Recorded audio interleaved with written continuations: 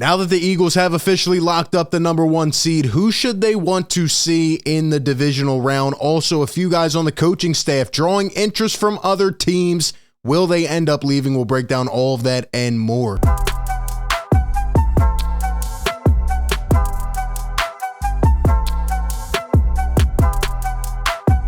What is going on, everyone? RB here. Welcome into A to Z Philly, your number 1 home for Eagles coverage. Do us a favor, hit that like button on this video and subscribe to A to Z Philly on YouTube. That way you do not miss out on any of the Eagles coverage, bringing it to you every single day. Today we are back, and the Eagles, after a few additional weeks that they shouldn't have had to fight through, clinch the number 1 seed. They take down the New York Giants in Week 18. The Eagles are officially the number 1 seed, and they officially have the first round bye week and home field advantage. Pretty solid game yesterday. Obviously, it started to inch up on the Eagles, and the Giant backups and Davis Webb were clawing their way back into the game. The Eagles, it felt like, didn't really reveal too much yesterday, just going through the motions, end up clinching it.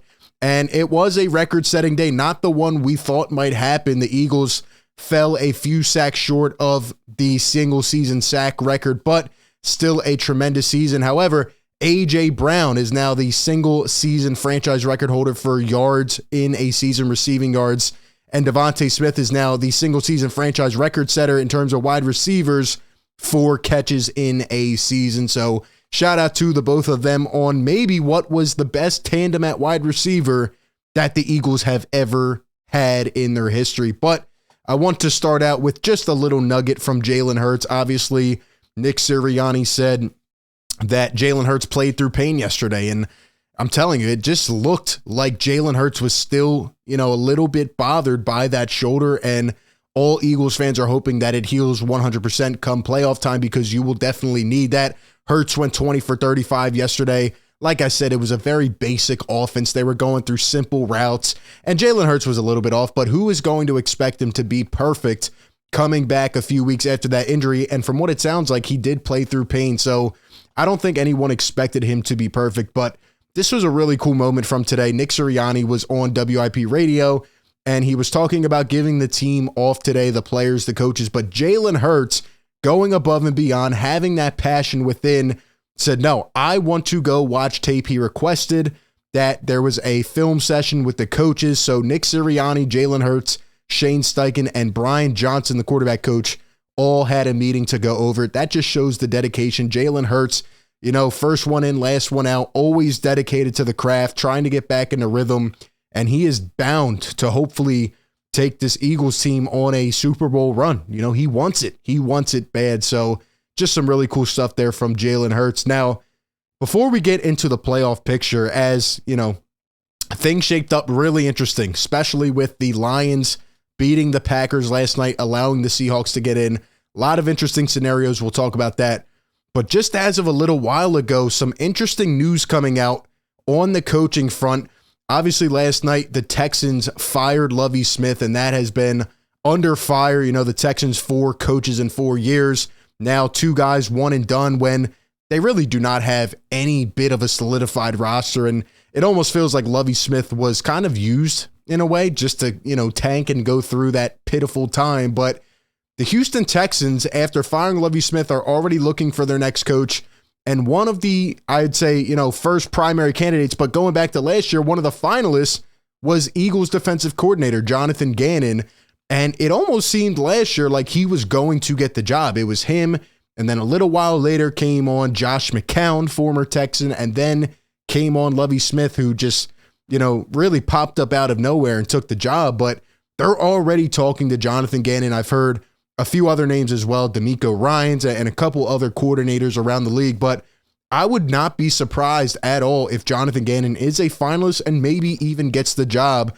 If the Texans were that interested in him last year, and seeing the Eagles' success this year, especially, the record-setting defensive line this year, and, just the notch up this year to becoming one of the best teams in the league and having one of the best defenses statistically, I would not be surprised at all if Jonathan Gannon ends up with the Texans, especially given that familiarity from last year. But the one that really surprised me, in addition to that, is Shanesteichen. Apparently, the Texans have also requested to interview Eagles offensive coordinator Shanesteichen. And based off the success this year, I would honestly say that one, if not both, could be up for the Eagles. Shanesteichen has really been the mastermind of the offense, calling the plays, being a huge part in terms of the structure and, building this offense, designing it around Jalen Hurts, making it effective. Yes, the last couple of weeks he's kind of gotten out of his rhythm and hasn't run as much as he should, but looking at this season overall in a grand scale, Shanesteichen has done a tremendous job with the weapons here. Obviously, the team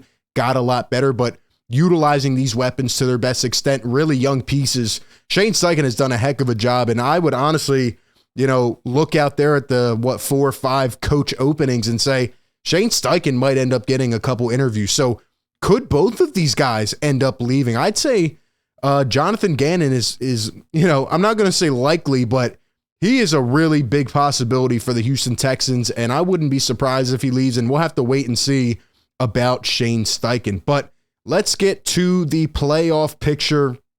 Now it is all set. The Eagles officially locked in at the 1 seed. It will definitely be helpful to give them some rest time over this next week or two, to go and watch film, kind of get back to doing what works and what has perfected, this offense's dominance throughout the year. But when we look at the playoff picture, there is a huge debate going on right now in terms of who the Eagles want to play. And obviously the Eagles, as the 1 seed, will play the lowest remaining seed. You look at some of these matchups. Personally, in my opinion, I think the Niners will handle business against the Seahawks. Yes, it was a good story for Geno Smith to get in, but a lot of people wanted to see that Lions team who upset Green Bay at Lambeau last night. I think that San Fran will handle business. In terms of the Vikings and Giants, believe it or not, I could see the Giants putting up a pretty good fight. I'm still not a firm believer in Kirk Cousins. Yes, the Vikings are the better overall team, but the Giants with a healthy Saquon now have, they've had a week to rest. I could see the Giants, sneaking in on that game. I'm not saying they're going to finish it off, but it will be close in my opinion. And then you have the Buccaneers and the Dallas Cowboys, who went out there and put up a stinker against Washington, against third-string quarterback Sam Howell. In my personal opinion, and I said this last week leading up to this weekend, I think Tom Brady is going to emerge as a different beast in the playoffs, as he usually does. Obviously, the Bucs aren't that good. They're not that healthy, but they're getting, more in that direction. Mike Evans getting healthier. So I honestly think Tom Brady has the formula to go out there and beat the Cowboys. And honestly, I think he will.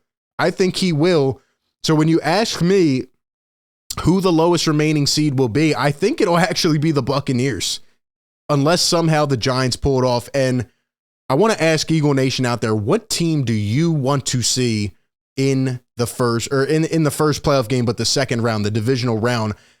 Personally, I would actually want to see the Giants. I hope that they take Kirk Cousins out of the mix and go out there and upset Minnesota on the road. And here's why.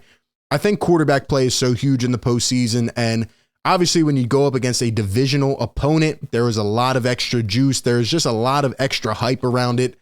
And if the Eagles were to play Dallas, I do think the Eagles would win that game. But man, there would be a lot of pressure on both sides. It would be maybe the biggest game in the last however many years. And when you look at Tampa Bay, I do believe the Eagles can beat Brady, but you just never know what level he is going to rise to in a playoff game, in a playoff atmosphere.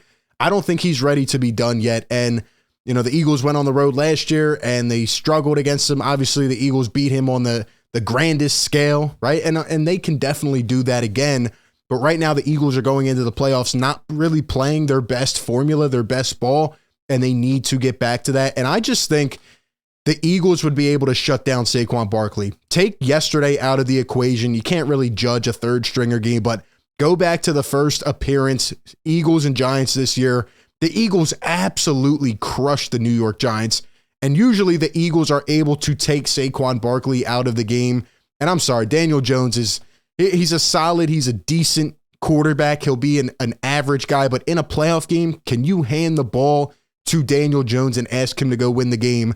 I don't think so. I think the Eagles would probably beat the Giants by about 2 touchdowns. They are just a good matchup for the Philadelphia Eagles, and I do not think Daniel Jones is ready for that moment. And on the other side, I just don't think the Giants defense has enough playmakers. I don't think they have enough yet. You know, maybe building towards the future, yes, but I don't think they have enough yet to compete with the Philadelphia Eagles. You know, if the Dallas Cowboys get hot, and obviously Dak Prescott is not going to play as bad as he did in that season finale, you know, the Dallas Cowboys will at least put up a fight, and you never know with Tom Brady.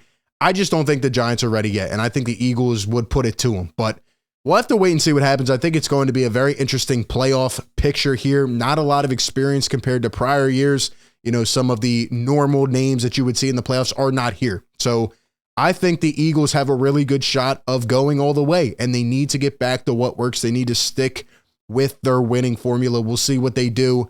Hopefully they can get healthy over the next couple weeks. But I want to hear from Eagle Nation. Who do you think is the best matchup for this team? Drop it down in the comment section. Appreciate everyone for tuning in. Be sure to like, comment, subscribe, and like always, I will catch you all on the next one. Peace.